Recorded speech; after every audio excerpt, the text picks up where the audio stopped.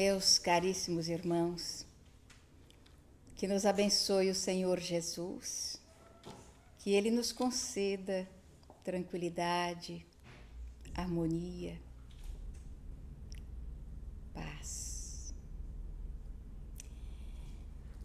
Na lousa do coração, cujo giz é o sentimento, cujo escrevente é o espírito, eu vi num deslumbramento um lindo nome gravado, de 4 letras formado e irradiando esplendor. Uma palavra que encerra toda a beleza da terra. Essa palavra era amor. A mim mesmo perguntei, estupefato que estava: quem me trouxe aquela lousa? Quem pôs o que ali se achava? Foste tu, uma voz me diz, e tu mesmo tens o giz que essa palavra escreveu. O que aí está escrito e que te parece um mito é um simples produto teu. Amor? Mas isso é mentira. A minha mente delira numa visão fantasista, mas a voz, num tom conciso, diz: filho, já tens juízo, já não és materialista. Despertaste para a vida, crês na alma, crês em Deus. Esse pensamento encerra todos os horizontes teus. A visão do seu passado é que te faz conturbado e criva-te a alma de dor, perturbando o pensamento com falsos ensinamentos. Tu negaste o próprio amor. Esse é um trecho de um poema de José Soares Cardoso. E os poetas têm essa facilidade de dizer a respeito de coisas complexas, tantas notícias que são profundamente verdadeiras e tocam a alma da gente. Eu amo a poesia, sempre gostei. Quem sabe numa próxima encarnação você poetiza. Nessa não deu. Exatamente por isso, porque nós podemos transmitir uma gama muito grande de informações através do poema. Certa manhã, um domingo, depois de uma boa chuva, nós tínhamos um compromisso num lar de idosos, um lar de velhinhos. E nos dirigimos para lá. A palestra seria por volta de 10 horas. Chegamos um pouco antes. E o lar era um desses lares, realmente lares, onde o clima de fraternidade, de carinho, de amizade, era uma coisa proverbial e muito clara. Logo na entrada, a gente se deparava com um jardim belíssimo, trabalhado pelos próprios moradores daquele lar.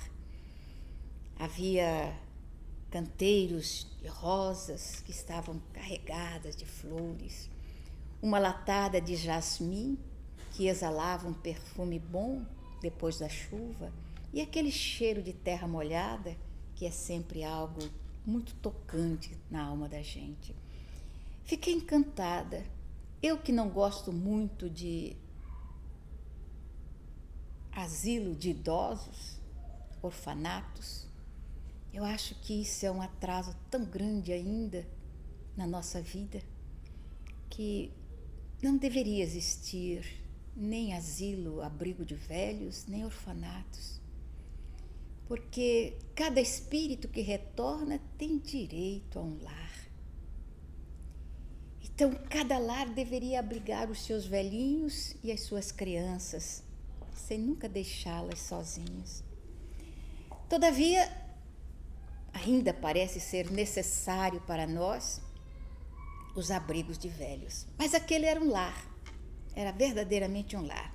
E havia uma festa naquele dia, festa para os velhinhos, então eles estavam felizes e já estavam todos num cenáculo e estava havendo declamações, música e canto e dança. Os velhinhos estavam se apresentando para a comunidade daquela pequena cidade que ali estava reunida.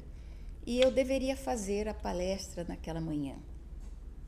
Entrei, havia um lugar guardado na primeira fileira, estava cheia a sala. Então, nos sentamos e ficou uma cadeira vazia do meu lado. E lá no palco tinha um velhinho declamando. Coisa linda. Ele dizia: "Oh, que saudade que eu tenho da aurora da minha vida, da minha infância querida que os anos não trazem mais." E ele continuava a falar a respeito desse poema tão conhecido lá no Brasil. E eu ficava olhando para ele, aquele velhinho lindo, de olhos claros, um sorriso largo, com um único dente na boca. Era uma gracinha. E ele falava com entusiasmo: "Que saudade que eu tenho da aurora da minha vida." E eu ficava pensando, esse homem que vive num lar de velhinhos, teria saudade da sua infância realmente? Ele falava com tanto entusiasmo, mas teria ele razões para sentir saudade da sua infância? Eu não saberia dizer. Todavia, ele declamou o poema inteiro, que eu fui acompanhando mentalmente, porque conheço o poema, e vi que ele não errou uma única palavra. Foi tudo certinho. Falei, memória pelo menos ele tem. Quando terminou o seu poema, ele veio e sentou exatamente ao meu lado. E eu achei aquilo uma coincidência muito boa para mim, que gosto de saber a respeito da vida dos outros.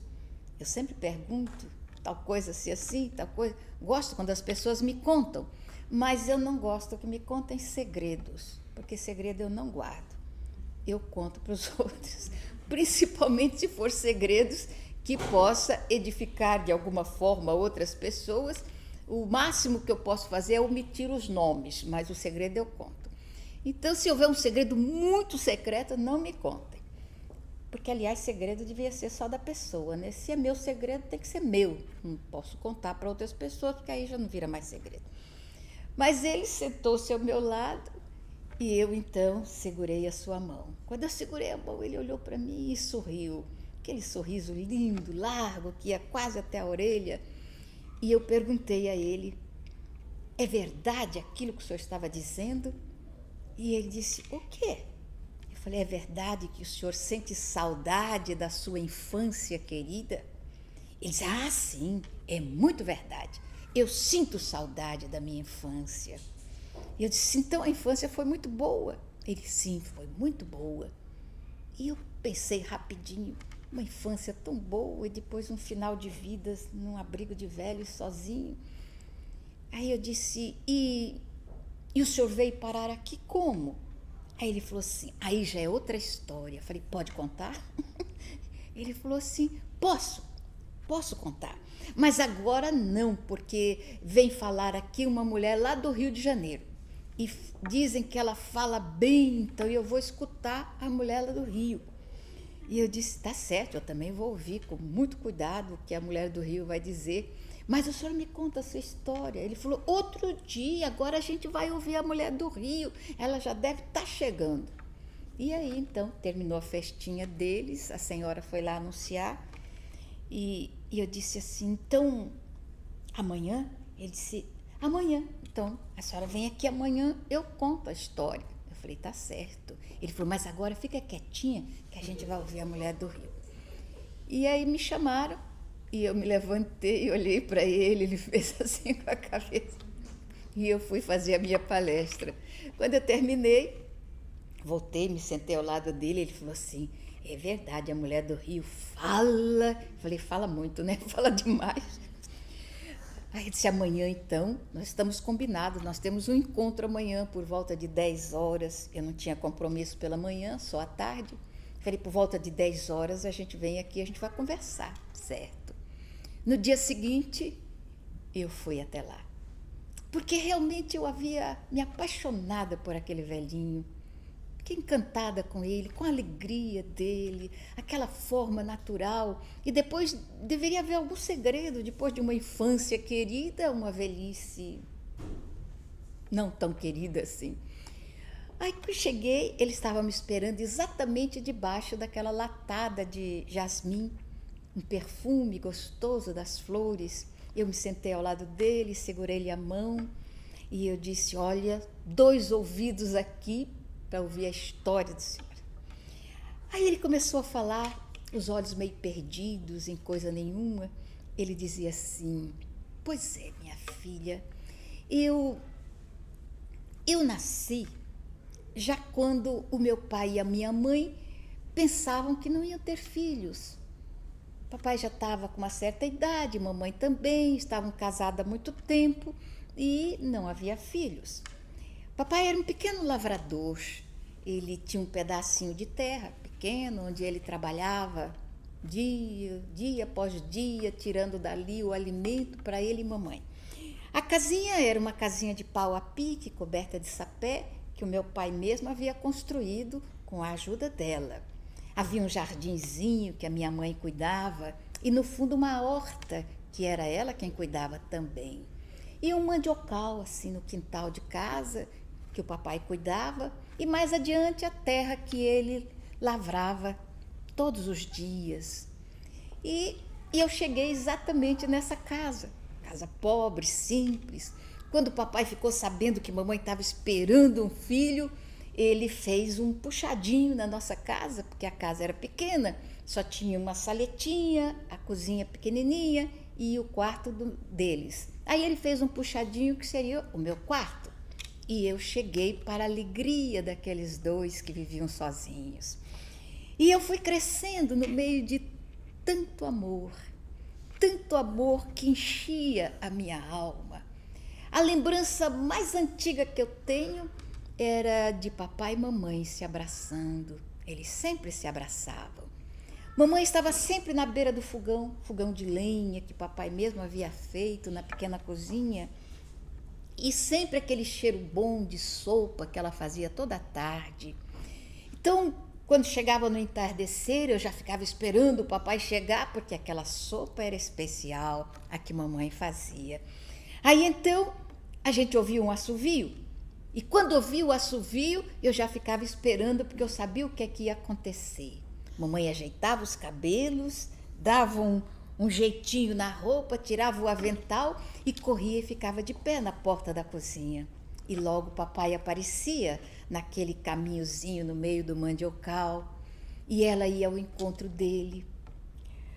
Papai deixava a enxada encostada na parede e os 2 se abraçavam.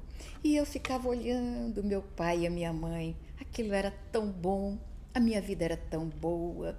E eu fui crescendo no meio daquele amor, daquele carinho daquelas 2 criaturas, até que eu peguei uma certa idade, tamanhozinho. Papai arranjou uma enxada para mim, um cabo mais curto, e aí pela manhã saíamos, eu e ele. Ele na frente com a enxada no ombro e eu atrás com a minha enxada também. E a gente ia trabalhar a terra.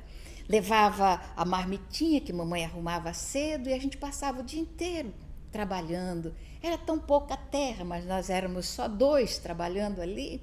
Ficávamos, meio-dia parava debaixo de uma árvore, a gente comia nossa comida e de tardezinha pegávamos a enxada, voltava para casa.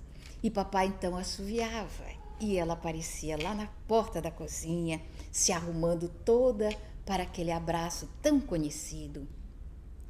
Eu já contava assim os meus 12 a 13 anos, nunca fui à escola, a gente morava tão longe.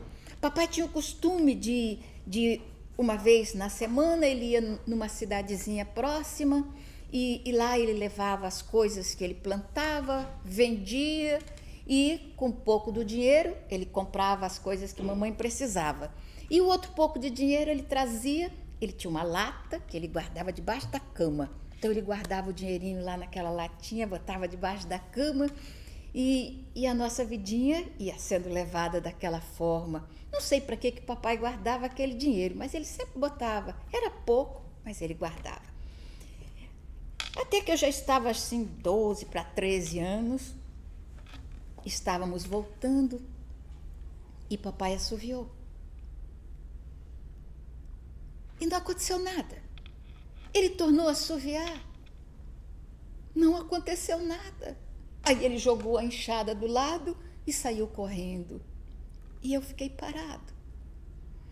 Alguma coisa segurava as minhas pernas, não me deixava correr, e um aperto no peito me dizia que alguma coisa triste estava acontecendo.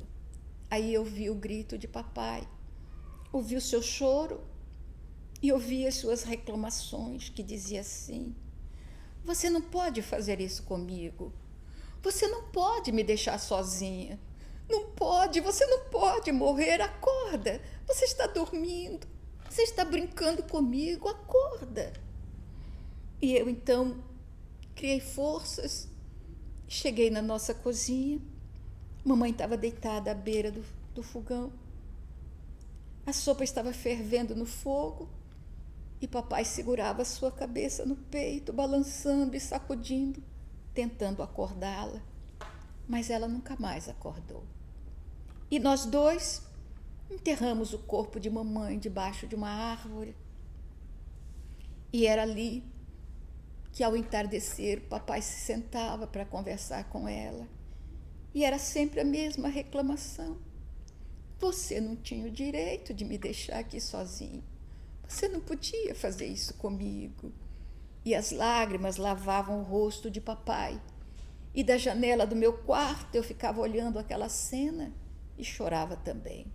Mas a vida continuou, porque a vida é assim mesmo. Uns vão, outros chegam e a gente vai vivendo. Continuamos vivendo, trabalhando, mas a nossa casa nunca mais foi a mesma. Papai nunca mais cantou o que ele costumava fazer sempre. Não havia mais o assovio de mamãe, os seus passos no jardim, na horta. O jardim foi ficando triste, o mato foi crescendo e a horta começou a ser esquecida, porque a gente trabalhava lá no campo, não havia tempo para trabalhar na horta. E o tempo foi passando e eu já estava com os meus 17 anos, analfabeto, porque nunca saí daquele sítiozinho, nem sequer para ir à cidade próxima, cidade pequena, nunca fui à escola. E cresci ali, igual o mato cresce, em todo canto, em todo lugar. Até uma manhã, quando eu acordei e não senti o cheiro do café, que era tão comum quando eu acordava. Eu me levantei e o fogão estava apagado. Então eu pensei: coitado do papai, está cansado e levanta todo dia tão cedo para fazer o café. Hoje quem vai fazer o café sou eu. Acendi o fogo, botei a água para ferver, passei o café no moinho, coloquei tudo ali, e quando a água estava fervendo e eu já ia despejar no café, resolvi chamar. Cheguei na porta, falei: ei, pai. Oi, o que aconteceu? Tá com preguiça de levantar hoje, pai? Vamos embora, o café já está pronto. Voltei na cozinha, joguei a água no coador e ele não levantou.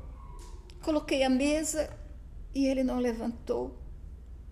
E não sei por que eu me lembrei da mamãe caída na beira do fogão. Entrei no quarto, devagarinho, e toquei no ombro dele e sacudi. Pai, pai, pai, o senhor não vai fazer isso comigo, não é, pai? O senhor não vai me deixar, não, pai? Mas ele não respondeu. Nunca mais ele ia responder. Ele havia me deixado como mamãe. E eu sozinho coloquei o corpo dele ao lado do corpo de mamãe. E toda tarde, quando eu voltava do trabalho, que eu continuei a fazer sozinho, eu me sentava ali e conversava com os dois. Eu queria entender por que eles tinham me posto no mundo para depois me deixar sozinho. Mas eles nunca respondiam nada. E o tempo foi passando. Um ano se passou. Depois que eu fiquei sozinho naquela casa, de vez em quando eu tentava ajeitar o jardim, a horta, mas era tanta coisa para fazer e eu tinha que ir na cidadezinha vender as coisas. E eu continuava trazendo o dinheirinho e colocando ali na lata. Era bem pouquinho, porque o pouco que fazia, comprava alguma coisa, sobrava um pouquinho, eu botava na latinha. Até que uma manhã eu levantei e vi que havia movimento, não muito distante da nossa casa. E fiquei sabendo que alguém havia comprado um pedaço de terra e estava levantando uma casinha. Eu fiquei feliz, afinal de contas eu ia ter vizinhos, e fui lá para oferecer os meus préstimos. Eu havia aprendido com o papai a calafetar a casa, até a construir a casinha também. E fui ajudar os vizinhos a construir a casinha deles e tal, ficamos amigos, e quando a casinha ficou pronta, o vizinho mudou para lá. E qual não foi a minha surpresa quando, na família daquele vizinho, eu divisei dois olhos negros que tocaram meu coração profundamente, cabelos longos que caíam até a altura dos quadris, uma criatura verdadeiramente santa. E foi aquele olhos dos olhos, a gente se encantou, e um ano depois eu estava levando a minha esposa para minha casinha, para a casinha que tinha sido dos meus pais e agora era minha. Aí então eu já tinha um estímulo, arrumei o jardinzinho de mamãe que estava bonito, arrumei a horta, tudo bonitinho para que ela viesse e encontrasse tudo certinho na nossa casa. E ela veio feliz. Como só sabem ser felizes as pessoas que não têm ilusões, não têm grandes aspirações, não têm vaidades, nem tem nenhum tipo de egoísmo ou desejo de ser grande demais. Então a nossa vidinha começou a correr tranquila e eu adquiri o mesmo hábito de papai. Saía cedo e quando ia voltando assoviava e ela aparecia na porta, linda, como sempre, no entardecer. Às vezes a lua já estava surgindo lá no alto e ela era muito mais linda do que a lua. Era um encanto. O tempo foi passando, a minha felicidade não tinha tamanho. Nem sei como contar, não tenho o que contar. Eu era feliz e pronto. Quando chegava, a sopa quente já era colocada na mesa e nós dois ali estávamos. Até o dia que eu cheguei e assoviei. E ela não apareceu. Alguma coisa me machucou. Tornei a assoviar e ela não veio. Joguei a enxada do lado e saí correndo. E quando cheguei na porta, ela estava sentada à mesa, com o braço descansando em cima da mesa, olhando para a porta. E eu parei, fechei a cara. Não fiquei feliz, não. Fiquei zangado. E eu disse, por que você fez isso comigo? Por que não me atendeu? E ela disse, não posso. Não posso levantar e sair correndo. Aí eu disse, por que não pode? O que está acontecendo? E ela sorriu. Não está vendo? Eu disse, não. Estou grávida. Estou esperando um filho. Ah, meu Deus do céu. Aí eu corri, tomei-a nos meus braços e comecei a dançar com ela. E ela gritando, não me sacode, eu estou grávida. Foi a maior felicidade. Ia chegar um filho na nossa casa e eu estava tão feliz e ela também. E a gente começou a fazer planos e mais planos para o nosso filho. Aí então eu fiz um puxadinho, porque o puxadinho que era o meu quarto estava cheio de coisas. Então eu fiz um outro puxadinho que seria o quarto do nosso filho. E aí à noite a gente ficava conversando, trocando ideias. Agora eu preciso trabalhar mais, a gente vai ter um filho. Então eu preciso ter mais dinheiro para aumentar nossas terras, porque a gente precisa ganhar mais, é mais uma pessoa. E fazíamos os nossos planos, até que o nosso filho chegou, um garoto, e foi tão bom, ficamos tão felizes, e eu trabalhava a terra, porque agora eu queria ganhar mais dinheiro, por causa do filho. E a gente conversava sempre.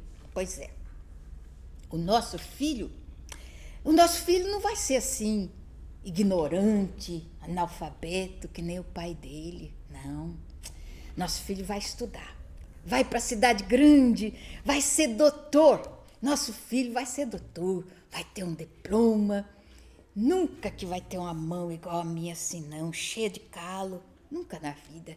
Ele vai ser um doutor, vai ter um anel bem grande no dedo, anel de doutor. E a gente sonhava, e o dinheiro ia aumentando na latinha, até que eu resolvi guardar o dinheiro em outro lugar. Porque eu estava ganhando mais. Não sei se eu trabalhava mais ou a terra estava me abençoando mais, mas já tinha mais dinheiro. Eu resolvi guardar nesse tal de banco. Aí eu fui lá e primeiro eu pensei que era um banco, que eu tinha que botar o dinheiro em cima do banco, mas o banco era uma casa. E a gente botava o dinheiro lá dentro e um homem vinha e guardava o dinheiro. Aí eu comecei a botar um pouco de dinheiro no banco para o meu filho ser doutor. E foi. Aí, de repente, eu assoviei, ela não veio. Aí eu fiquei feliz. Outro filho. E quando eu assoviei outra vez e ela não veio, eu fiquei feliz. Outro filho. E aí foi aumentando os filhos. E eu fui trabalhando mais. Aí eu já tinha um dinheirinho no banco, já tinha um dinheirinho na latinha, porque eu nunca deixei de guardar o dinheirinho na latinha. Aí já comprei um pedacinho de terra a mais. Aí o pai dela já tinha ido embora, a gente ficou com aquele pedacinho de terra que era dele também. E aí foi aumentando. A gente já tinha três filhos e já tinha uma fazendinha. Já tinha dinheiro e o dinheiro estava aumentando. Eu até já tinha empregado também. Às vezes eu falava para a mulher assim, olha, nossa casa, a gente vai fazendo puxadinho, quando os filhos nascem a gente faz um puxadinho, faz outro puxadinho. A gente já pode derrubar essa casa e construir outra casa melhor, que tenha mais conforto. Mas a mulher não quis saber. Não, esta é a casa da minha felicidade, a casa onde viveram os seus pais tão felizes. Não quero outra casa. Então a gente continuava naquela casa de pau a pique, com os puxadinhos que ela ia esparramando assim pelo terreiro. O fogãozinho era o mesmo, tudo era a mesma coisa. E ela vivia lá cantando feliz. E os fios iam aumentando.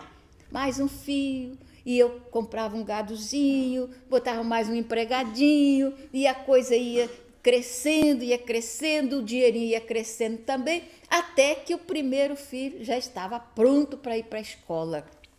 Mas não ia para a escola da cidadezinha lá, não, aquela escolinha. Não, ele ia para a cidade grande. Aí eu fui procurar um amigo lá no banco e ele disse que tinha umas escolas na cidade, umas escolas chamadas de... eu disse, internato? Internato, de internação. Interna o filho lá dentro e ele sai doutor. Eu falei, mais ou menos isso. Interna o filho e ele sai doutor, é isso mesmo. Ele, pois é. Aí então a gente mandou o filho para internação. Ele foi para a cidade grande e a gente ficou lá feliz. E o dinheiro ia para pagar a internação do filho. Aí até que chegou o outro filho, tinha que ir para a internação também. Aí foi o outro filho e o dinheiro ia. Agora eu já tinha 3 fazendas, já tinha bastante. Eu já era fazendeiro. Mas nunca isso mudou o que eu era, não. Eu continuava a ser o mesmo, com a minha enxadinha no ombro, eu ia para o trabalho todo dia. Ia para o trabalho, trabalhava a minha terra, voltava, assoviava, abraçava a minha mulher e a nossa vida ia continuando. O tempo foi passando, aí a fiarada toda foi embora para a cidade grande. Já nesse tempo, o filho mais velho já estava se formando. Aí ele mandou avisar para nós que já ia receber o diploma. Aí a gente ficou conversando, eu e a minha mulher em casa. E agora? O filho vai receber o diploma. A gente vai ter que ir lá na cidade grande também para ver ele receber o diploma. Aí a mulher chorou. Falou, não, eu nunca botei um sapato no meu pé. Como é que eu vou descalça ou de chinelo lá na cidade grande? Não dá. E você também nunca botou aquele monte de roupa que aquele povo que está lá na cidadezinha bota, aquele monte. Não dá, a gente não pode ir. Mas a gente tem que ir. E a gente estava discutindo essas coisas todo dia, ia, não ia, até que a gente ficou sabendo que a festa já tinha acontecido. E o filho, então, contou para nós que, sabe, pai, era uma festa de gente da cidade, pai. Era uma gente assim, diferente, e você não ia gostar, pai. Nem você, nem minha mãe, vocês não iam gostar da festa, não. aquela gente que fala difícil, que não dava. Então eu achei melhor que vocês não fossem. E a gente já teve a festa. Aí eu disse, tá certo, filho, você pensou muito bem, você pensou bem, filho. A gente não ia se dar bem mesmo numa festa assim de cidade, não ia dar certo mesmo, foi bom. E aí o outro filho também formou, e o outro, e a gente nunca foi ver festa de formatura, mas também não fez falta, não. Aí a gente ficou sabendo que o filho mais velho já tinha uma namorada, que já era noiva. E aí ele ia casar. Aí a gente ficou pensando lá, né? Agora a gente vai ter que ir, porque o filho vai casar. Então, pai e mãe tem que assistir o casamento do filho, tem que assistir. E a gente estava se preparando para o casamento. Aí a gente ficou sabendo que o casamento já tinha acontecido. Eles já tinham casado e a explicação era aquela mesmo, filha, aquela de sempre, gente lá do mato para ir na cidade grande para assistir festa de casamento. Eles traziam bastante fotografia, a gente ficava olhando aquele povo tudo paramentado. Falava, a gente não ia dar certo mesmo. Nós dois no meio desse povo aí não ia dar certo. E aquela mesa de banquete, a gente não ia saber comer naquela mesa, não. A gente não ia saber comer igual aquele povo estava comendo, a gente não ia saber. Então, os filhos tinham razão. A gente não tinha mesmo que estar na cidade grande, não. Aí o outro filho casou. A única tristeza da minha mulher é que não conhecia nem uma nora, nem o genro. A gente não conhecia, porque eles casavam lá e não vinham de certo porque não queria ficar numa casa de pau a pique. Aí eu falava para a mulher, tá vendo? Se a casa fosse uma casa diferente, eles vinham ficar aqui. Porque agora a gente já tinha até neto. E não conhecia, porque eles não iam querer levar neto para entrar numa casa de chão batido. Mas a mulher não abria mão. Ela não queria aquela casa, então a gente não conhecia nem neto, nem genro, nem nora. E o tempo ia passando, os filhos vinham de vez em quando, a gente continuava mandando o dinheiro sempre, mesmo depois que eles saíram da escola, a gente mandava o dinheiro e ia aumentando sempre o dinheiro, porque a fazenda ia crescendo, e tudo estava crescendo, filha. Até a minha latinha estava crescendo também, ela estava cheinha do dinheirinho que eu guardava lá na latinha. Aí, um dia, eu estava voltando para casa e assoviei. Nem vou contar, foi tudo tão igual. Ela foi embora também e me deixou sozinho.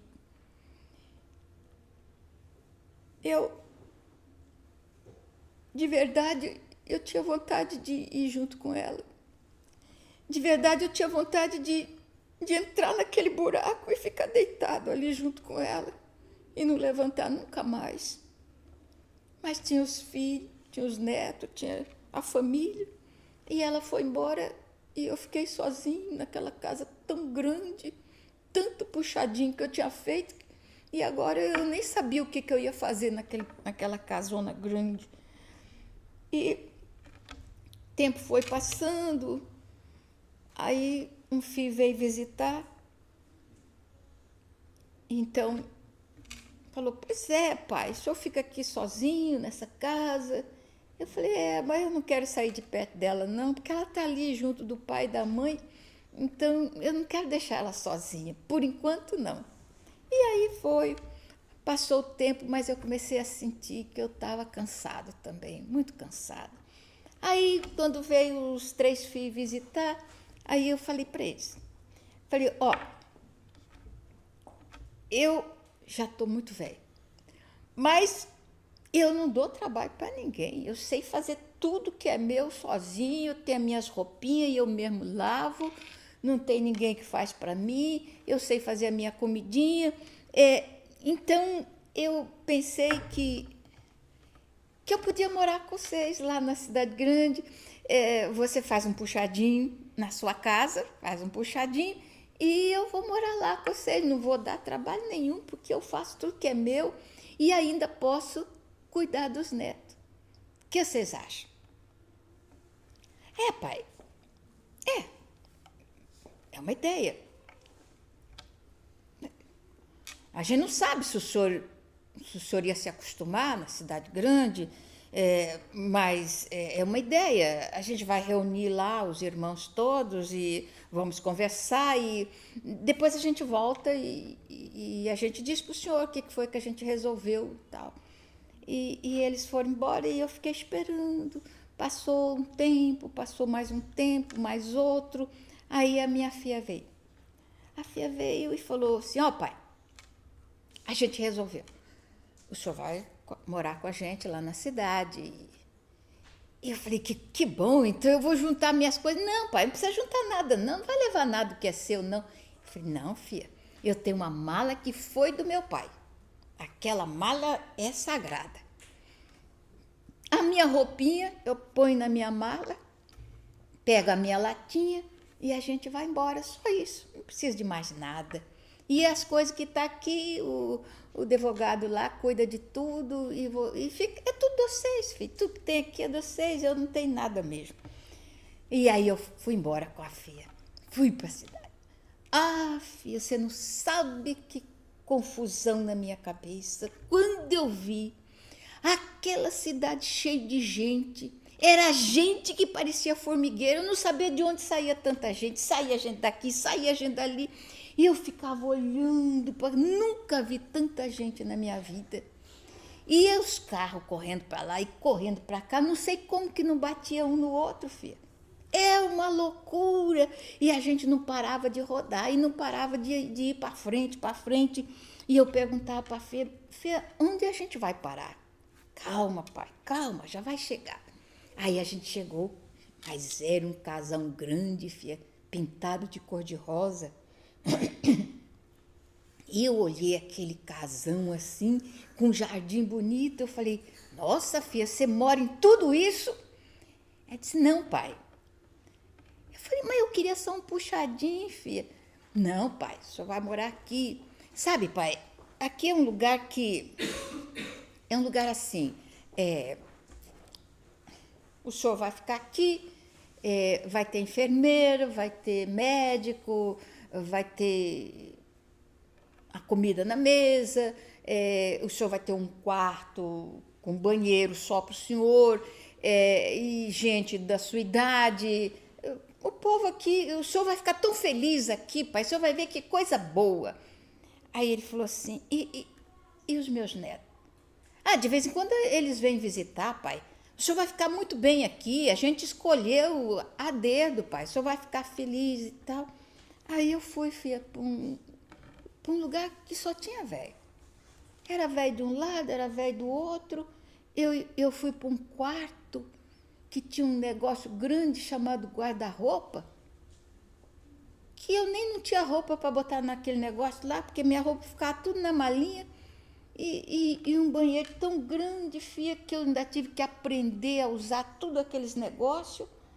E eu fui ficando ali, os filhos vinham me visitar. E aí o tempo foi passando, eu comecei a conhecer os velhos que estavam ali, foi passando o tempo e eles traziam presente, filha. Trazia tanto presente, era caixa desse tamanho, desse tamanho, desse tamanho. E eu ia pondo tudo dentro do guarda-roupa, nunca abri nenhuma caixa daquela. Eu não precisava de nada, eu ia colocando naquele guarda-roupa que já estava entupido de presente, deixava lá. E passou eu não sei quanto tempo, mas bastante tempo. Depois os filhos foram passando as visitas, passando, e de repente eles não apareceram mais, mas eu pensava, deve estar ocupado, né? Está ocupado. Aí um dia a mulher que ficava lá na frente mandou me chamar e falou para mim, sabe o que acontece? Isto aqui não é uma instituição de caridade. Quem mora aqui paga, tem que pagar. E já tem 3 meses que o senhor não paga. Aí ele falou, eu nem sabia que tinha que pagar. Ele falou, tem que pagar sim. Então o senhor já está devendo 3 meses. Eu tinha aqui um telefone, endereço dos seus filhos, mas eu perdi contato. Eu chamo, ninguém atende, não sei para onde eles foram, mudaram de endereço e a gente não sabe mais nada. Então, eu sinto muito, mas o senhor não pode ficar aqui. Eu sou só uma empregada e o senhor vai ter que sair. E eu vou ter que ficar com tudo que é seu. Eu falei, tudo? Até a minha malinha? Ela falou, tudo, porque o senhor de certo não tem dinheiro para pagar. Eu falei, olha, eu tenho uma latinha que foi do meu pai e tem um dinheirinho lá dentro. A gente faz uma coisa, a gente divide. A senhora fica com metade da latinha e eu fico com a outra metade. E eu pego a minha malinha só com a roupa que eu trouxe. E a senhora fica com o guarda-roupa que tem um monte de coisa lá dentro que eu nem sei o que é. A senhora fica com tudo aquilo e com metade da minha latinha. Ela sorriu e falou, está certo. Aí eu dividi tudo, dei metade para ela, deixei tudo que tinha lá, peguei só a minha malinha e a minha latinha e saí para a rua. Ah, filha, aí que foi triste. Eu não tinha para onde ir. Eu não sabia andar naquela cidade cheia de gente, cheia de carro, cheia de coisa. Eu fui andando na calçada, saí de manhã, quando já era de noitinha, eu cheguei num lugar que tinha bastante daquelas carros grandes que eles chamam de ônibus. Tinha bastante. Aí eu olhei assim no ônibus e perguntei, para onde vai isso aqui? Aí eles falaram o nome. E eu então falei, quanto custa? Aí só vai ali, eu fui lá, custava o dinheiro que eu tinha na latinha. Aí então eu dei o dinheiro, peguei a passagem e entrei no ônibus, porque eu queria sentar e dormir. Só o que eu queria. Sentei, dormi, acordei quando estavam falando, tem que descer todo mundo, já acabou a viagem. Aí eu desci e saí andando com a minha malinha, cheguei numa praça, era uma cidade pequena, e eu estava tão cansada, com fome, sentei debaixo de uma árvore, fiquei ali, acho que eu dormi, filha. Acordei com alguém passando a mão assim na minha cabeça, abri os olhos, e ela perguntou para mim, oi, vovô, o que o senhor está fazendo aqui? O senhor está com febre, vovô. O que está fazendo aqui? Aí eu falei, estou descansando.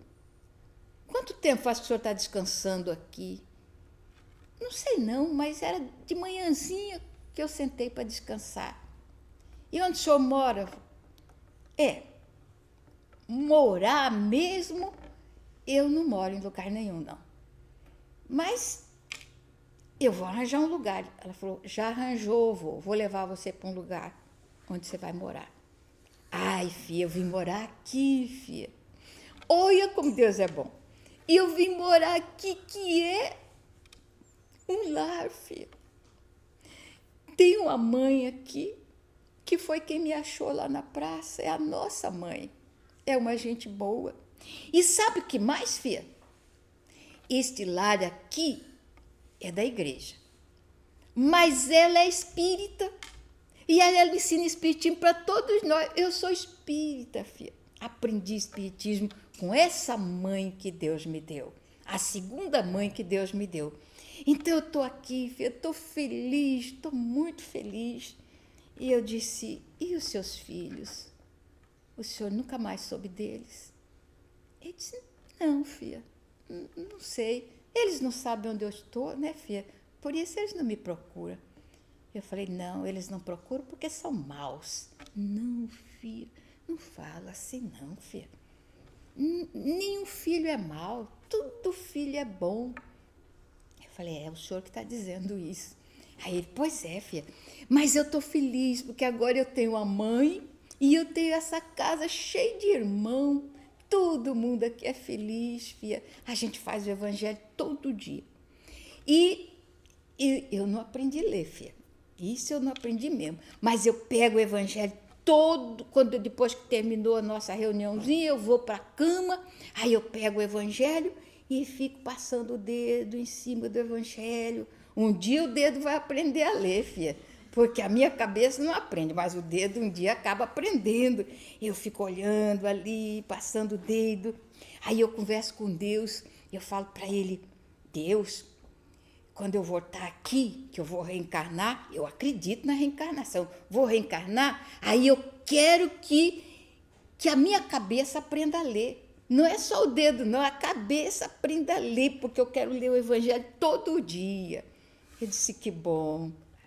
Agora eu preciso ir. Mas antes de eu ir, eu vou fazer uma pergunta. Ele falou, pergunta, filha, você é perguntadeira, né? Falei, sou sim. O senhor não quer me adotar, não? Eu gostaria que o senhor fosse meu pai. Eu não tenho mais o pai na terra, ele já desencarnou, quem sabe? Aí ele falou, já é, filha, já é minha filha. Minha filha, ah, minha filha. Eu falei, eu vou me embora amanhã, mas eu volto, todo ano eu venho aqui. Então, quando eu voltar, eu venho correndo para te ver, tá bom? Ele disse, tá bom, filha, vou ficar esperando o ano que vem você aparecer. Mas você vai aparecer, né? Falei, eu sou uma filha diferente, pode deixar que eu apareça. E eu fui-me embora, e no ano seguinte, eu voltei. Liguei para minha amiga, que era a diretora lá do lar, e disse a ela, vou vê-lo daqui a pouco. Cheguei agora há pouco, vou descansar um pouquinho e vou até lá. Ela falou, não descanse não, vem logo. Ele está sabendo que você ia chegar. Ele nem dormiu direito.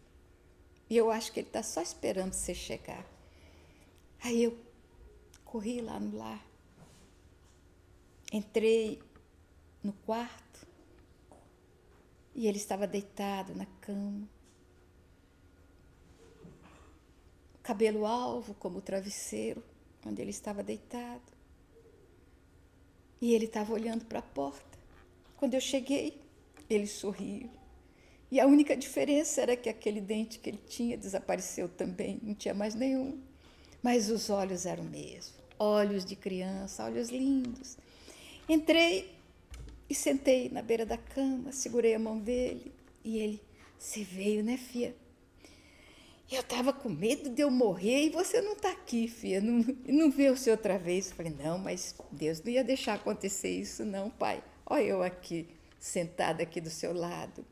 Pois é, filha, coisa boa que você veio. Eu falei, muito bom, porque aqueles filhos infernais que o senhor teve, nenhum deles apareceu. Aí ele disse, não, filha, não fala essas coisas não, filha. Não fala assim. Eles não são maus, não, filha. Não são mesmo. Olha, filha, agora eu sou espírita, mas eu sou mais espírita ainda do que eu era o ano passado. Mais espírita. Ainda não aprendi a ler o Evangelho, mas continuo lendo com a mão do mesmo jeito. E eu já tenho conversado mais de perto com Deus. Acho que Ele me escuta. Sabe, filha, eu tenho falado para Deus assim. Ó Deus, eu nunca fiz mal para ninguém. Nunca lembro que eu prejudiquei ninguém. Então, acho que eu devo ter algum merecimento. Um pouquinho só de merecimento eu já tenho. Então, Deus, se eu tiver um merecimento desse tamaninho assim, o Senhor deixa eu nascer outra vez e eu reencarnar, eu voltar outra vez. E eu tiver um merecimento assim, o Senhor devolve o meu pai. Eu quero ser filho do meu pai. E se eu tiver um merecimento assim, o Senhor devolve também a minha mãe. Eu quero ser filho do meu pai com a minha mãe. Mesmo pai, a mesma mãe. E ó Deus, se eu tiver um merecimento assim, desse tamanho, o Senhor devolve a minha mulher. Eu quero casar com a minha mulher outra vez. A mesma mulher, o mesmo pai, a mesma mãe e a mesma mulher. Agora, Deus, se eu tiver um merecimento desse tamanho assim, o Senhor devolve meus filhos, todos eles. E eu disse, pai, para que o Senhor quer esses filhos de volta? Ele, filha, quero todos os meus filhos de volta. Sabe por quê, filha? Eles não são ruins, não. Eu é que fui um mau pai. Eu não fui um pai bom para eles. Porque, olha só, filha, eu dei tudo para eles. Eu dei dinheiro, diploma, cidade grande, casamento, filho. Eu dei tudo, mas eu nunca dei Deus para eles. Nunca falei de Deus. Então, filha, se eu tiver eles de volta, desde pequenininho assim, eles vão conhecer Deus. Porque a gente vai rezar todo dia na nossa casa. Eu vou contar para eles da reencarnação, do Espírito que não morre nunca, que o Espírito volta e que Jesus está tomando conta da terra. Vou contar isso para os meus filhos, vou botar isso no coração deles. E quando eles forem para a cidade grande, eles não vão sozinhos. Aí tudo com Jesus. E quando a criança leva Jesus no coração, leva o pai, leva a mãe, leva a família toda. Porque aí eles entendem que pai e mãe representa na terra o que Deus é para nós lá em cima. Deus é o pai de todo mundo. E aqui na terra, o pai representa Deus. Então o pai tem obrigação de ensinar o caminho de Deus para os filhos. E eu vou fazer isso, filha. O que eu nunca fiz, porque agora eu sou espírita, então eu entendo dessas coisas todas. E aí eu não vou perder os filhos nunca mais. Porque eles vão voltar, eles vão, mas voltam outra vez, porque vai ter um pedacinho de Deus na minha casa, que vai ser a casa deles sempre, filha. E eu disse, pois é, pai. Eu pensava que eu vim aqui para ensinar espiritismo para as pessoas. Como eu estava enganada. Eu vim aqui para aprender espiritismo. Porque eu também tenho filhos. E eu sempre tive uma vontade enorme de colocar Deus na alma dos meus filhos. Eu espero que eu tenha conseguido, pai. Eles são tão jovens ainda, tão crianças. Mas eu vou me esforçar mais ainda para que eles entendam que os pais são a representação de Deus na terra. Eu quero ser uma mãe honesta, digna, honrada, para que meus filhos nunca se envergonhem de mim, mesmo eu sendo tão ignorante como eu sou, mas que eles não se envergonhem, que eles gostem de mim, como eu gosto deles também. E o Senhor me ensinou isso. O Senhor vê, pai, não é a escola que ensina a sabedoria para as pessoas. A gente aprende intelectualmente a saber na escola, mas a sabedoria é a vida quem dá. A sabedoria vem com essa capacidade que tem o homem de entender o que é honestidade, hombridade, caráter. Essas coisas a gente não aprende nos livros. Isso a vida ensina. E o Espiritismo é rico em ensinar-nos todas essas coisas. E principalmente que o lar é a escola abençoada, onde nós recebemos espíritos que confiam em nós. E eu acho que das coisas mais importantes do lar é a confiança que um espírito deposita na gente. Não existe nenhuma confiança no mundo que seja superior à confiança que o espírito deposita na gente quando ele se entrega em nossas mãos. De pés e mãos atadas. Eles mergulham no corpo físico e é como se eles falassem, como Jesus falou na cruz. Pai, em tuas mãos entrego o meu espírito. Eles fazem a mesma coisa. Pai, mãe, em tuas mãos eu me entrego o meu espírito e o meu corpo. Você vai fazer de mim o que você quiser. Se você quiser que eu seja um homem de bem, você fará de mim um homem de bem. Se você me abandonar, eu serei qualquer coisa, porque eu não terei a diretriz das suas mãos, do seu carinho, do seu coração. Então essas coisas, o Espiritismo é rico em nos ensinar, em nos dar essas diretrizes, valorizando a vida e valorizando as coisas. Então a visão desse homem simples, analfabeto, ficou na minha alma. Se eu tiver um merecimento gigantesco, vou pedir a Deus que me devolva os meus filhos, todos eles, para que eu possa amá-los de tal maneira que eles não se esqueçam de mim. Uma ocasião, um grupo de espíritas lá de São Paulo achou que os espíritas estavam tendo muitos filhos e que, com as dificuldades da vida, era melhor que restringisse um pouco. Então, eles resolveram deflagrar um movimento para que os espíritas não tivessem mais que 2 filhos, cada casal, 1 ou 2 filhos. Mais do que isso ia ser meio complicado, eles pensavam. Então organizaram, fizeram um organograma do movimento e resolveram pedir a opinião do Chico Xavier. E foram até o Chico. Chegaram lá e... Chico, a vida está ficando cada vez mais difícil, principalmente em São Paulo, no Rio de Janeiro, em Belo Horizonte, em Porto Alegre, em Curitiba. A vida vai ficando difícil numa cidade grande para ter muitos filhos, para educar, para dar tudo que eles precisam. Então, a gente resolveu fazer com que os espíritas tenham menos filhos. Aí, o que você acha, Chico? Ele falou, que beleza, filho, que beleza. Você concorda, Chico? Ele disse, não concordo. Aí, ué, Chico, você falou que era uma beleza. É, beleza, filho, quando a gente tem ideia é sempre uma beleza, mas eu não concordo. Por que não, Chico? Ele falou, olha, meu filho, se eu puder pedir alguma coisa para Deus, eu vou pedir a Ele para eu nascer mulher na próxima encarnação. E eu quero ter 5 filhos. 5 filhos que eu vou escolher a dedo. Eu quero ir nas zonas umbralinas e entrar lá naquele charco, naquelas furnas, e tirar o espírito mais atormentado e mais sofredor que tiver ali. 5. E trazer para mim, para eu ser mãe deles.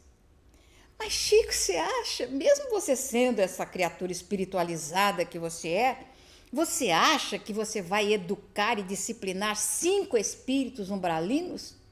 Ele disse, não, meu filho, não tem interesse em educar, em evangelizar, nada disso. A única coisa que eu vou fazer é amar esses filhos. Mas eu vou amar esses filhos e eu vou obrigá-los a sentir o meu amor. Não importa o que eles vão ser na vida, marginais, loucos, não importa. Eu vou gostar deles e vou acompanhar para onde eles forem. E quando eles desencarnarem e voltarem para as zonas umbralinas, eu quero que eles tenham saudade de mim. Eu quero que eles se lembrem que na Terra houve alguém que teve por eles um amor sem limites, um amor sem condição. Só isso que eu quero. E os nossos companheiros, então, retornaram a São Paulo e esqueceram o movimento que nunca apareceu no movimento espírita, porque, na verdade, não é a quantidade de filhos ou a quantidade de tempo que vai organizar a família para que ela seja uma família harmônica, mas sim a qualidade do tempo e a qualidade de presença que a gente dá aos nossos filhos para estabelecer para eles uma diretriz. Então, hoje, quando eu me recordo do poema declamado por aquele meu amigo, meu pai, que saudade que eu tenho da aurora da minha vida. Às vezes eu fico pensando se os meus filhotes sentem saudade da aurora da vida deles. Talvez não, porque eles foram criados dentro de uma gaiola, num prédio de apartamento no Rio de Janeiro. Mas o que a gente pôde oferecer a eles, a gente ofereceu. Nem sempre o bastante da gente é o necessário para cada um deles, mas a gente ofereceu. E a esperança que eu tenho é que eles ofereçam também aos filhos deles essa cota para que um dia também eles, crescidos, possam dizer: que saudade que eu tenho da minha infância querida, que os anos não trazem mais. E aí a vida vai caminhando mais harmônica e melhor, porque quando os filhos crescem com alegria e paz, eles passarão essa alegria, essa paz para os filhos deles, que irão multiplicar para outros filhos e outras famílias. E será dessa forma que nós poderemos organizar na Terra uma nova era, uma era diferente. Na lousa do coração, cujo giz é o sentimento, cujo escrevente é o espírito, eu vi num deslumbramento um lindo nome gravado, de 4 letras formado e irradiando esplendor. Uma palavra que encerra toda a beleza da terra. Essa palavra era amor. Muito obrigada, muita paz.